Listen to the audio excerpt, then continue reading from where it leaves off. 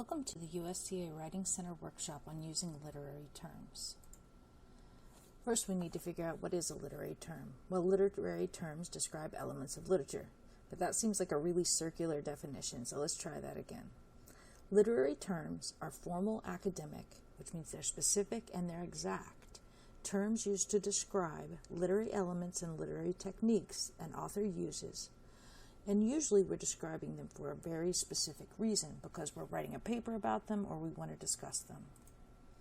So there's a difference between literary elements and literary techniques. Literary elements must exist in a literary piece. So one element of literature is genre. We have a couple of genres in literature and a bunch of subgenres. So fiction, poetry, nonfiction, and drama are all major genres. So genre must exist in a literary piece. We need to be able to identify it. If we're dealing with a story, so if we're dealing with a piece of fiction, nonfiction, that's a narrative nonfiction, or a drama piece, we're probably dealing with plot. Plot has to exist.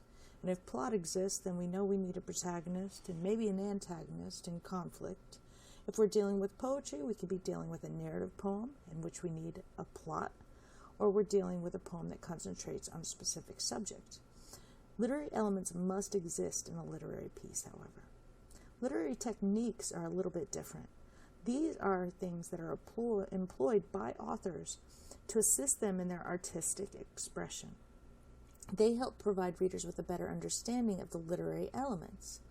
So, things like imagery, figurative language, foreshadowing, meter, dialogue, that list could go on and on. Those things help that author with the literary elements. So why do you care? Well, if you're in a literature class right now, you better care, because part of what that class is about discussing literature. And literary terms create a common dialogue that we can use to discuss and describe those things. So imagine being in a math class and your professor instructs you to solve for x in a binomial in order to discover the complementary angle of a geometric shape. And you don't know what those words mean. I'm not sure I know what those words mean. It's kind of hard to solve for x, isn't it? And what if you don't even understand what solving for x is asking you to do? Well, you need the language of that discipline in order to do what you're being asked to do. Otherwise, you're just going to be lost.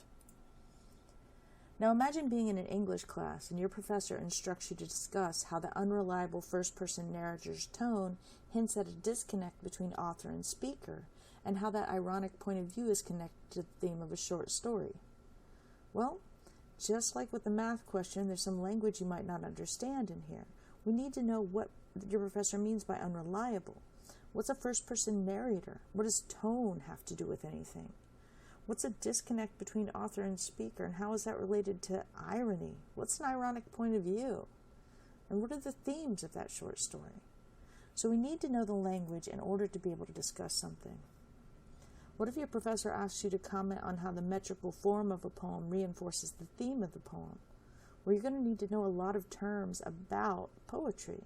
You're going to need to know what those terms mean and how they apply.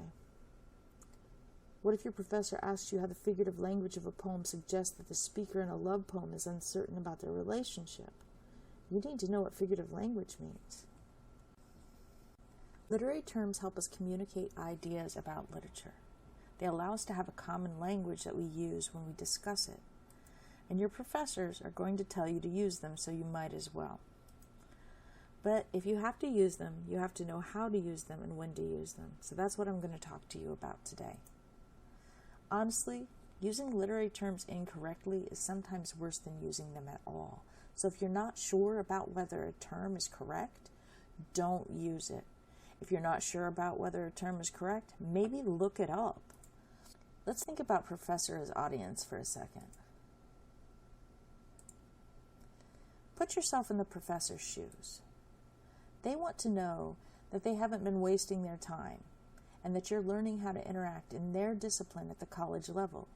They care about the things that they're teaching you. They've spent their entire lives and are probably still paying off those student loans so that they can help you out. They think it's important. So even if you don't think it's important, act like you do.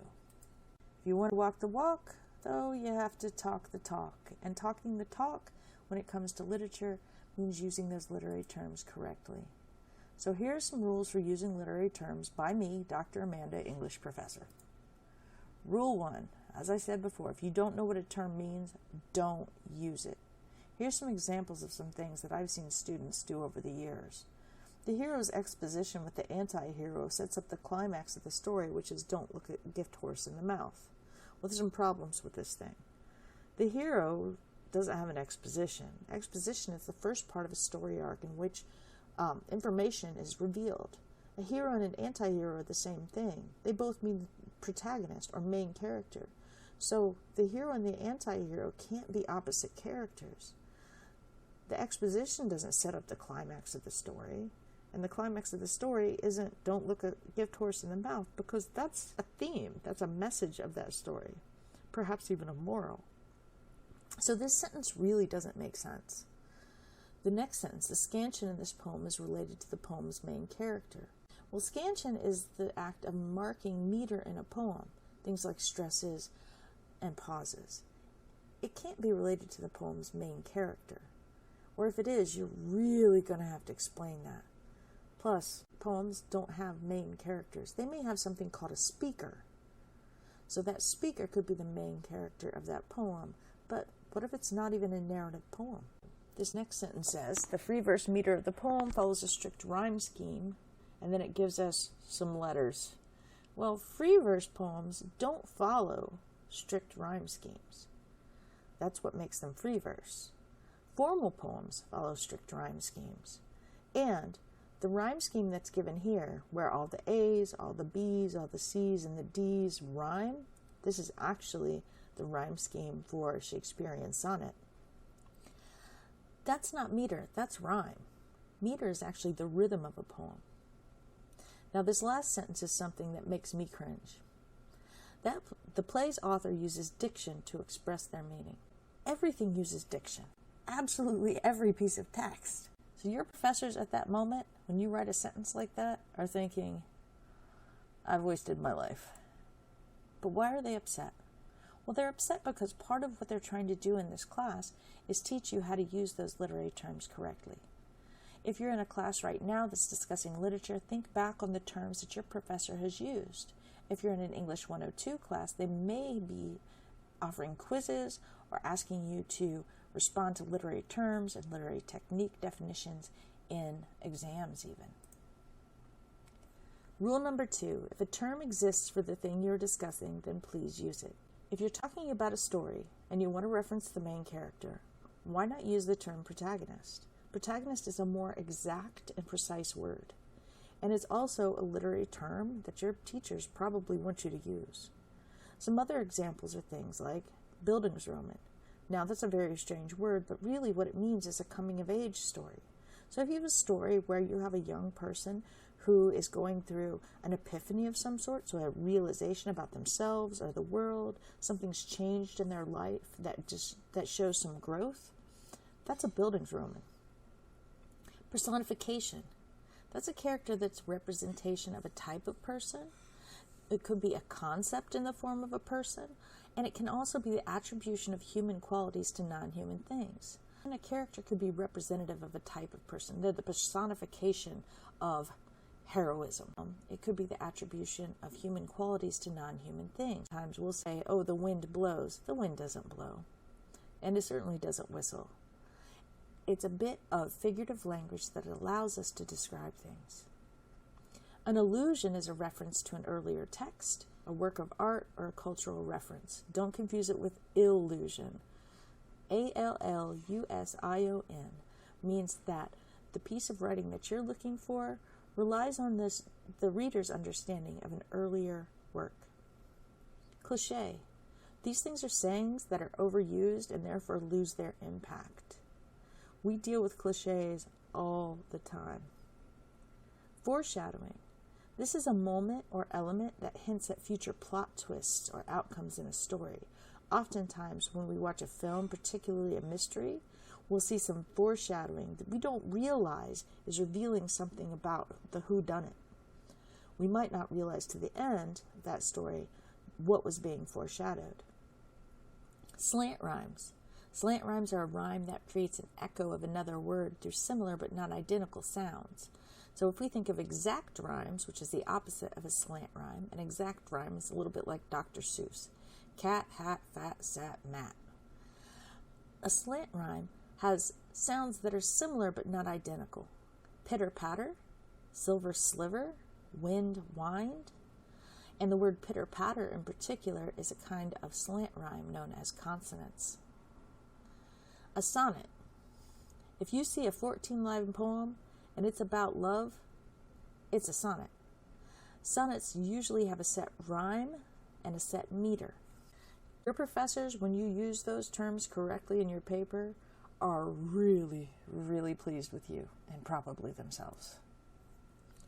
Rule number 3, only use the term if it's relevant. If you're just bringing up terms to bring them up, don't.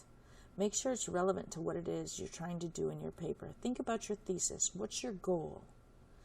If you're being asked to identify literary elements or literary techniques in a piece of writing and comment on that, maybe just focus on a few of them and only focus on those in connection with your thesis, what it is that you're trying to say about that work of literature. And if you're writing about a piece of literature, especially if it's a poem, then don't overdo it. You want to impress your professors, don't suffocate them. Rule number 4, if you're going to use terms, use them early and be consistent. If you're starting a paper, be descriptive right away. Use your terms. What kind of poem, play, or story is it? Describe it with literary terms. What elements are important? Describe them with literary terms. And if you're using the word protagonist, use it throughout your whole paper. Don't switch it up with main character or anti-hero. Just concentrate on the word protagonist. So this sentence here, the speaker in this narrative free verse poem relies on metaphor to illustrate. Hey, that sounds like half of a really good thesis statement. All that needs to be in there is to illustrate what, and that's that message or lesson of that poem. Here's a couple of warnings. Again, the poem uses diction. Every piece of writing uses diction. Every piece of writing. This is like saying this poem uses words. Yeah, I know. It's a poem. So this kind of thing makes me want to pound my head against a wall, and I know from other professors that it makes them want to pound their heads against a wall as well. Incidentally, pounding your head against a wall is a cliche. Another warning, the first-person anti-hero narrator of this chronologically organized building was Roman. If you're writing that sort of sentence, stop. Stop. This is what I mean by suffocating your reader. Think about what you want to read. Would you want to read a sentence like that? Would you want to keep going? Would you understand it? Now, these things may all be true about a text, but you're overwhelming your reader with literary terms, and it seems like you're either just showing off or you don't know what you're concentrating on. Number 5, don't define it, just use it. Think about who you're writing to. You're writing to your professors. They're part of your audience. They're your main audience, and their job is to evaluate how well you're understanding the things that they're teaching you in your class. There is no need to define a term in your paper unless your professor has specifically asked you to do so. So don't start off with Merriam-Webster defines protagonist as. Please don't do that. Would you want to read a paper that started that way? Me neither. So how terms help you? Remember that every essay is like an argument. You're trying to prove something, even if it's just that something is your point of view on a piece of literature makes sense. So your argument could be like, what I have to say is worth listening to. So we know how arguments work. We make a claim, we back it up with reasons and evidence. Your reasons are going to be your explanation of how things fit together. Your evidence is going to be quoted material from your primary source. What's a primary source? Well, it's that poem, that play, that short story, or that piece of nonfiction. In order to make a good argument, we use argumentative appeals, logos, pathos, and, most importantly for us right now, ethos. Now, logos is a logical appeal. We can demonstrate this in an argument through the structure of our argument, through how well we're fitting pieces together, by avoiding logical fallacies, and by picking good sources. Pathos is especially important in a literary paper because that has to do with human emotion. So, anytime you're describing some thoughts and some feelings that have to do with the complicated nature of being a human being, bringing in some first-person examples, talking about singular experience, then you're using pathos. Those usually are explanations that you bring in. And as I said, most important for us right now is ethos. Ethos has to do with you. It has to do with your position as the person arguing. So why would ethos be arguably so important for literature papers? Well, I know if I'm listening to an argument and all of a sudden I realize, hey, the person arguing this has no idea what they're talking about, that's the end of the argument. You need to act like you know something. So when you approach an argument, you want to be aware, or at least demonstrate that you're an expert, that you're worth listening to. So one of your unstated arguments, no matter what you're arguing, is that you're worth listening to because you know what you're talking about. And if you can talk the talk, if you can use literary terms correctly, that means your argument is halfway done. Your teacher is at least listening. Your audience is at least paying attention to you. Once you demonstrate that you don't know what you're talking about by misusing terms or overwhelming someone, then you've got a little bit of a problem. So think about what you're working on. If it's a literature paper, you should include some of those important literary terms, particularly the ones that your teacher has gone over or mentioned in class. Those help convince your teacher of your most important argument, which is give me an A on this paper. You've been paying attention. You've been noticing how those literary terms are used. You're learning the language of that discipline and you're demonstrating that you can use it correctly. You also might be doing that as a way to demonstrate your critical thinking skills or your analytical skills as you discuss a piece of literature. But the language is part of it. Good writing uses the right words. So how do you prove that you've watched this workshop? Well, some of your instructors may be offering extra credit for this workshop. If so, follow the link below to fill out a form connected to the specific workshop on using literary terms. We'll be asking you for your name, your email, your professor's name, and your course number. We'll also ask you some brief survey questions. Once you fill it out, we will send the information on to your professor so they can record your workshop attendance. Your professor may also require some additional proof of your attendance, so please follow their instructions on how to submit any additional information related to this workshop. I know that was a short workshop, but we're doing all we can. If you need help, come see us in HNSS 112. Or if you'd like to set up an appointment, email writingroom@usca.edu. We love to talk about literature, but we can help you with all of your writing assignments. Thanks.